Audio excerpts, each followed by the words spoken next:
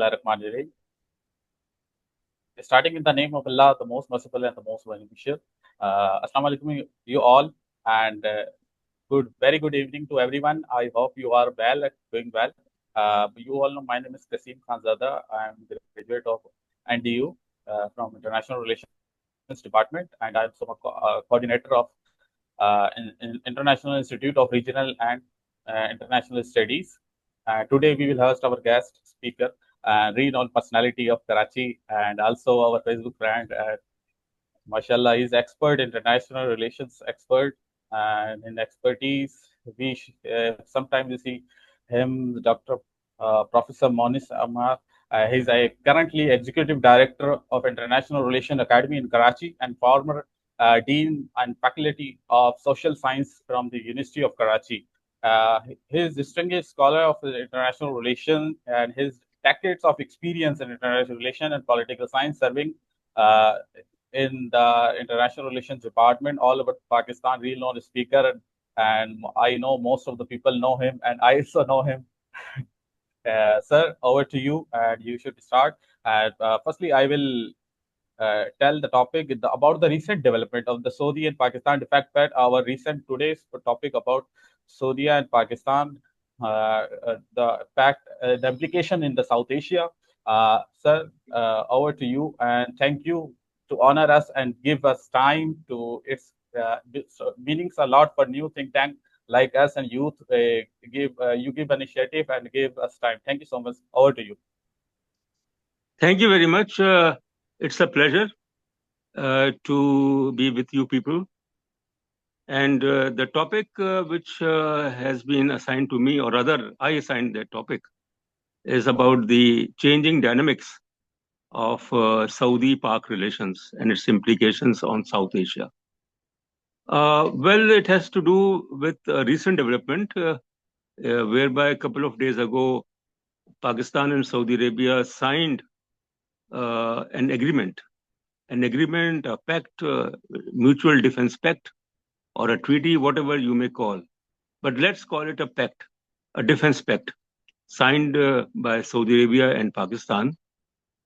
And certainly, the thing which I would like to emphasize here is that there's a history of Pak-Saudi close ties, economic relations, security relations, strategic relations, and of course, cultural, religious relations. So there is nothing new about it.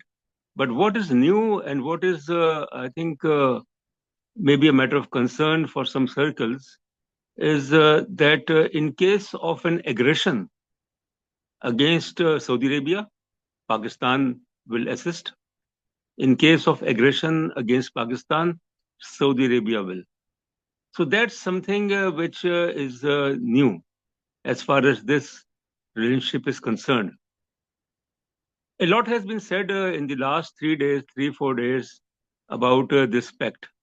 And it has also been speculated, or assumed rather, that two other Gulf countries like UAE and Qatar may also join that pact. Well, I don't agree with this type of a notion. The second thing which I would like to point out here is that Saudi Arabia, which is of course a very prosperous country, it has foreign reserves of several $100 billion. Hundreds and thousands of Pakistanis, they work over there. Thousands of Pakistani soldiers or officers, they are serving in Saudi Arabia since early 80s. So it's a relationship which is a strategic relationship, has been going on, but it has been given a formal and an institutional shape now. The question is that what about assistance, mutual assistance? What sort of threat Saudi Arabia is facing? Because Saudi Arabia has deep-rooted relations with the United States. There are American US bases in Saudi Arabia.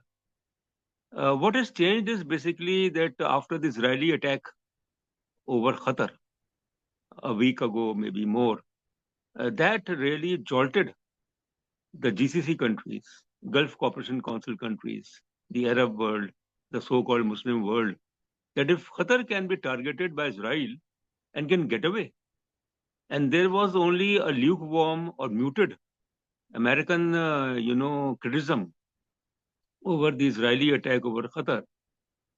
The U.S. Secretary of State Marco Rubio visited Israel after that attack. Then he went to Qatar. So there has been a question mark as far as the American, role in the Arabian Peninsula is concerned. And one would recall that when Iraq had attacked Kuwait way back on August 2nd, 1990, so the United States under the US leadership, there was a coalition of forces, 500,000 American forces, American and other forces were mobilized to oust Iraq from Kuwait. And that was the time, 1990, when the United States deployed its forces in Saudi Arabia. Pakistan also helped Saudi Arabia by sending its forces.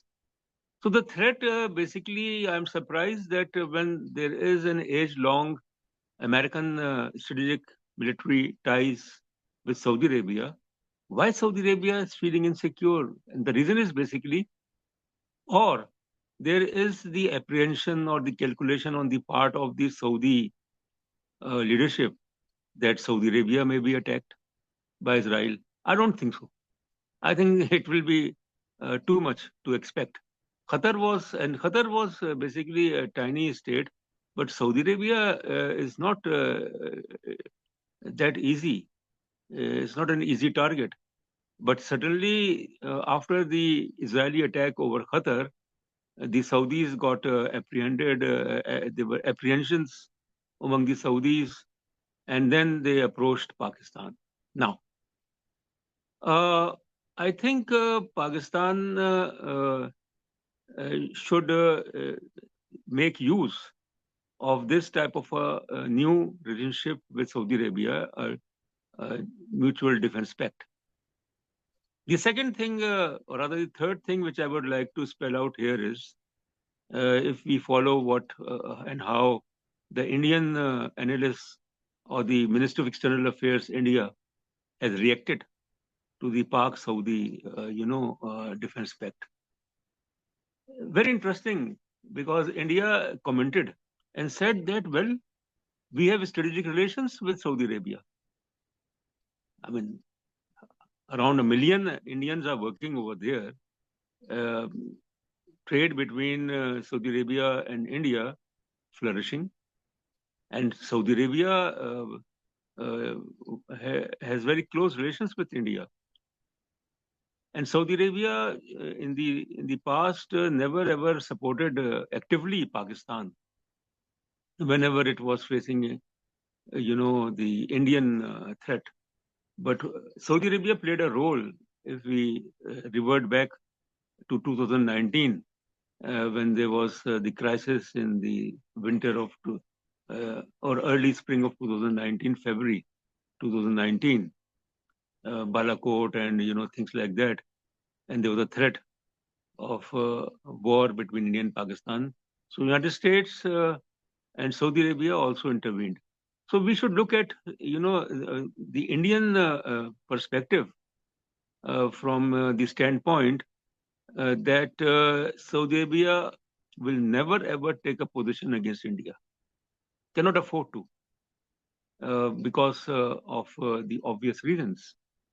So the third thing is about the nuclear factor, that Pakistan has basically kept or put its nuclear arsenal at the disposal of Saudi Arabia. I don't think it is correct, because United States, the West, will not allow it to happen. That Pakistan, even in case of Saudi Arabia, provides a nuclear umbrella or a nuclear shield to Saudi Arabia. What about Israel? Now, Israel is very interesting because, and Pakistan, that there are no direct conflicts between Israel and Pakistan.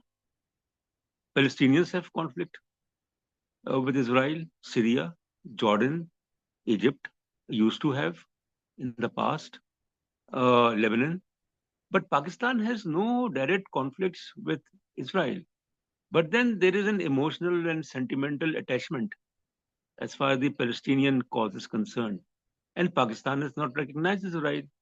And let me narrate my own experience about the Israeli, this thing, that in 1988, July, end of July 1988, when I visited Salzburg in Austria, there was a seminar on American foreign policy, session 270, Salzburg seminar. And when I entered, my room where I was accommodated, there were cubicles. So the person who was just, sitting in my room, the other bed, there were two beds. So he asked me from where you are. I said that I am from Pakistan. He said, I am from Israel. Please don't drop nuclear bomb on us. So that was way back in 1988. So the threat or the perception about the Islamic bomb or the Pakistani bomb, that it exists deep inside the Israeli mindset. But then we have to understand that India is a country which has very, entrenched relations with Israel since it recognized Israel in 1990, 1991. With the regime of Benjamin Netanyahu, absolutely Modi and Netanyahu, the nexus is there.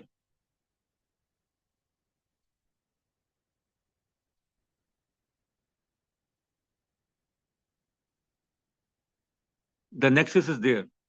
Netanyahu and Modi nexus is there. So then the Indians are confident that the Saudi-Pakistan Defense Pact will not be used against India. But then, in case of United States, we had signed in 1955 Mutual Defense Agreement, in 1959 treaty, but were directed against the communist powers. In case of Pakistan Saudi Defense Pact, it is not mentioned against whom. Who is the enemy? Is Iran the enemy? Is Israel the enemy? Who is the enemy from the Saudi point of view? The Abraham Accords, which were signed in 2020, whereby UAE, Bahrain, and Morocco recognized Israel. The follow-up of the Abraham Accord had to be like in the form of Saudi recognition to Israel. But then it got derailed when on October 7, 2023, Hamas attacked Israel from air, from sea, from land, which was amazing. And hundreds of hostages, and the crisis is still going on. So to sum up, I would like to say that before we, went for some sort of conclusion or its implications on South Asia, we have to understand about two things. The first thing is that the Saudi-Pak Defense Pact, if it is positively taken, because Saudi Arabia has very cordial, strong relations with New Delhi, and Saudi Arabia can use its clout, can use its influence for mending fences between India and Pakistan. I mean, that is what should be the positive way of looking at, that the Saudi influence can be used, and the Saudis can convince and can prevail over India to some extent, that you mend your fences with Pakistan, and they can also use their influence over Pakistan. And in case of any Operation Sindoor too, because the Indian Prime Minister said that the operation is still, there's a pause in that operation. So if there is a phase 2 of Sindoor 2, what will happen? So that is the thing which we have to understand, that Saudi Arabia can use its influence over India, over Pakistan, for in a positive manner. The second thing is that certainly Pakistan hopes to get a lot of Saudi economic assistance, because Saudi Arabia has been a great source of help Pakistan, and there is no doubt about it. And there is also, some sort of saying that Saudi Arabia provided, Saudi Arabia and some other countries also, Muslim Arab countries also provided enormous financial support to Pakistan, this nuclear program. So the complex in the Middle East particularly is that the only nuclear state in that region is Israel. Libya tried. Colonel Gaddafi, who was the ruler of Libya long time ago, so he used to say that I want to buy a bomb from Pakistan. So he was told that nuclear bomb cannot be sold. So Pakistan refused. So the nuclear shield on the part of Pakistan to Saudi Arabia may happen, may not happen. And then certainly the last thing which I would like to say is, whether people agree or disagree, that we are very positive about the Saudi-Pakistan Defense Pact, absolutely, regardless of its pros and cons, and whether that pact will do something or will not do something, will be of some importance or not. But we have to understand that where is Kashmir conflict? No one talks about Kashmir conflict. Has Saudi Arabia openly supported Pakistan? Has Saudi Arabia openly condemned India when it annexed Article and abrogated Article 370 and 35A? No. These Arab countries, whether you have UAE or Qatar or Saudi Arabia or Egypt, except to some extent Jordan or Turkey, they have not supported Pakistan actively. So Pakistan should have utilized its energies, should have utilized its strength, its nuclear and military. Pakistan has the world's fifth largest military, is the fifth largest state country in terms of population, fifth or sixth largest, something like that. So Pakistan should have used all such things for emancipating the people of Jammu and Kashmir. I mean, our focus should have been on Jammu and Kashmir. Absolutely. There's no doubt about it. Why we have deviated from that focus? Why we are getting involved in the Middle East and with Qatar and, Saudi Arabia and Israel, whereas we should have utilized our resources or energies in order to help the Kashmiris to deal with the Indian oppression and repression and suppression going on since decades. Pakistan has not done that. Not a word about Kashmir. This is my concern, that our focus should have been to help the people of Jammu and Kashmir, because they are suffering. And then particularly after the abrogation of Article 370 and 35A, and the last you can call it a war or whatever, May 5th to 10th or May 6th to 10th, something like that. That was also related to Jammu and Kashmir. But then in this recent, Saudi-Pakistan Defense Pact, has Pakistan requested the Saudis to do something for the people of Jammu and Kashmir? Because after all, they are the sufferers. The Muslims are suffering over there. And India, and what about the Indian Muslims? The persecution of Indian Muslims by the Modi regime. So how can Saudi Arabia be tolerant in terms of xenophobia and religious, this violence against the Muslims, Muslim minority of India? Not only the Muslim minority, but also Christians and Sikhs and others, and the people of Jammu and Kashmir. So that is something which really puzzles me, that there is not a word about the plight of the people of Jammu and Kashmir. So to conclude, I would like to say that one needs to keep fingers crossed as far as the Saudi-Pakistan Defense Pact is concerned, because Pakistan is not neither Saudi Arabia nor Pakistan. I don't think that they're in a position to help each other if they're attacked. If Houthis of Yemen, since the Houthis of Yemen are ostensibly supported by Iran, and they are against Saudi Arabia, there's a war going on between the Houthis and the Saudis. Which side Pakistan will take? And why we should keep all our eggs in one basket?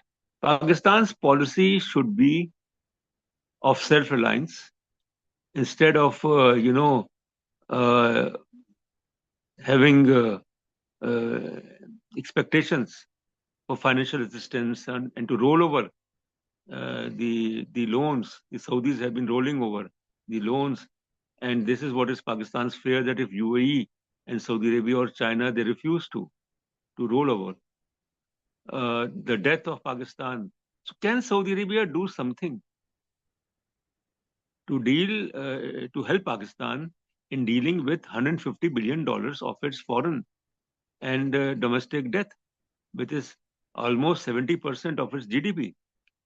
And then the last thing is that that Pakistan should basically put its own house in order, economically, politically, governance, rule of law. Thank you very much. Thank you so much, sir, for your time. I think now time to start question answer sessions. And those who are Shafkat, we can in chat box or open the marks. Tell me. Please write your, if you have any question, you can ask. You can write and chat box. Thank you. Yes. Sir, I have a question with you, sir. Sir, how do you see Pakistan looking for financial aid? कैसे Saudi Arabia Pakistan economy boost कर सकती है? क्योंकि GCC countries सारी को security चाहिए, security provider चाहिए. आप कैसे देखते हैं अगर पाकिस्तान को शील्ड एक प्रोवाइड करता है, पाकिस्तान एक नेक्स्ट सिक्योरिटी प्रोवाइडर तो गल्फ कंट्रीज, आपको कैसे लगता है कि पाकिस्तान में आकर वो इन्वेस्ट करेंगे, बिलियंस ऑफ डॉलर इन्वेस्ट करेंगे और मुल्क हमारी जो ना इकोनॉमी ठीक हो सकती है? There is any chance? नहीं, ये ऐसे नहीं होगा कि सऊदी अरेबिया या गल्फ कंट्रीज जो है पाकिस्तान को बेल आउट करें, फाइनेंशियली बेल आउट करें. ये काम हमें खुद करना है. We have to do it ourselves. That how the state of Pakistan, which seems to be strong state militarily, but it is very insecure economically and politically. तो इसलिए जब तक कि पाकिस्तान जो है, unless Pakistan puts its own house in order, I don't think it will matter if it gets $10 billion or $20 billion from the Gulf countries, from Saudi Arabia or UAE or Qatar, or it will not, because Pakistan has been a recipient. Can't we forget what Donald Trump in his New Year tweet of January 1st, 2018, what he said? We have paid billions and billions of dollars to Pakistan against terrorism, but Pakistan has proved to be unreliable. So American power is declining. Certainly, there is no doubt about it. But it's a wishful thinking that the US will phase out. No, I don't think so, because it is not the US, it is the West. I mean, since 1945, almost 80 years have passed. No Western country has fought a war against each other. So it is a common interest. So decline of the US is there. But then to pass a judgment that it will collapse, and I don't think so it will happen. The US has the capability, has the strength, although it is, deep under debt, $37 trillion of debt of the US. But the American economy is also $30 trillion. We have to understand that. Next, please. Okay, sir, there is a chat box, and Samuel is asking what the role of great power play in shaping and responding the evolving Saudi-Pakistan ties. Well, great powers, I don't understand what do you mean by great powers. China is a great power. China, Russia, Permanent US. members of the UN Security Council all are great powers, and one is a superpower. China is also a mini superpower. I don't think that United States or France or Britain they were motivating Saudi Arabia to sign a pact with Pakistan. Perhaps China was, because that is in the interest of China. The vacuum which is emerging in the Middle East as a result of what Israel has done and the retreat of the US, that vacuum provides an opportunity to China and Russia both. And then Saudi Arabia and Pakistan have been allies, although their alliance was not that much, noticeable in the past, and that alliance was not against India. So we have to understand the Indian because India is or will be by 2027 world's third largest economy. We should be mindful of the fact that after 2 years or 3 years, India will be world's third largest economy. It will supersede Germany and Japan, these two countries. So after the United States and China will be India. Now, I think the Indian establishment or the Indian policy makers, they are mindful to the fact that they should follow the road to China, because how China has, emerged as a superpower, economic superpower, without having conflicts with its neighbors. China's last war, which it fought, was against Vietnam in January 1979. Since then, it decided not to. So that helped. United States has been everywhere militarily. Almost $1 trillion of military expenditures of the US. The US since 1945 has spent at least $15 trillion in the wars in Korea, Vietnam, Gulf, and Afghanistan and Iraq, and you name it. That has taken the toll Sir, of American economy. now take another Yes. question from Aniza Yes. Ali. She's saying that what Iran view in the defense pact, with India, recent defense pact between, and what the implications of bilateral relations between India and Pakistan, India and Iran, and what's Iran pursue as this treaty? She's saying. Well, yes, that's a very good question. I think I made it clear earlier that Iran is supportive to the Houthis in Yemen in a big way. Military support, this support, that support. And then the conflict is between Saudi Arabia with the Saudis and the Houthis. So Iran is certainly not in favor of this pact. No, Iran cannot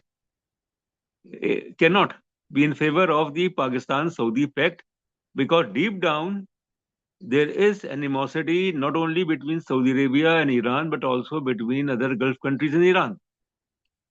And to drag Pakistan into their, conflicts with Iran, Arab-Iranian conflict, I think it will be disaster.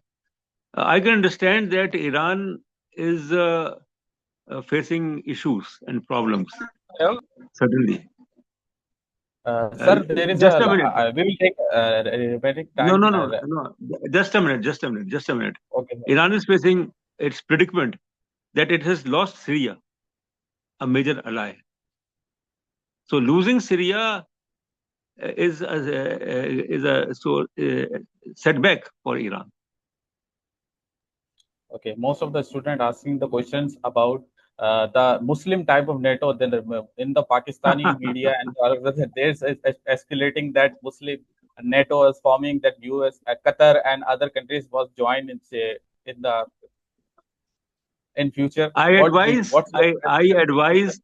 I advise the young generation, the students, to Yes, read, because it reminds me of what Pakistan's former foreign minister, Mr. Agha Shahi, when he visited our Department of International Relations, University of Karachi, he advised us to read, read, and read. Otherwise, you are incapable of leadership. There is no question of Muslim NATO, and the reason is basically that, you know, the Arab world or the Muslim world or the Ummah and things like that, that's basically a myth. It will not, because no Muslim country, no Arab country has the capability. You know, a small country like Israel, which is a population less than 10 million, yes, its depth east to west drive by road is hardly 3 hours, north to south is 7 hours. That country has been, a pain in the neck for the entire Arab world and the Muslim world. How it has happened. So when they have not been able to deal with Israel, despite having economic and resources and things like that, and don't forget 1948 war, 1967 war, which Arabs lost. So it's basically, a rhetoric about Muslim NATO, or because Muslims, sorry to say, whether they are in Morocco or they're in Indonesia or they are in Kazakhstan or in Pakistan or elsewhere, Africa and Asia and all such places, the problem is basically that their focus is not on education, is not on science and technology, is not, sir. I think is we not have on research, is not on research and development. time is limited at 45 seconds Yeah. left, and sir now concluding remarks. I think Shafqat no no will address. We will continue sir हम continue करते Okay, हैं क्योंकि okay, student asking the some questions very important question If you okay. have the Zoom, if your Zoom timing can allow, fine. Sir Sir, we just can one start Because new, minute a new one link. Minute sir We'll give you a new link. You should start. Most students okay, are okay, hurrying to ask you questions, different questions, and different perspectives. sure. Sir we will continue with same link just no new Okay, okay okay, sir thank you okay, Okay, okay, okay. and okay. everyone join again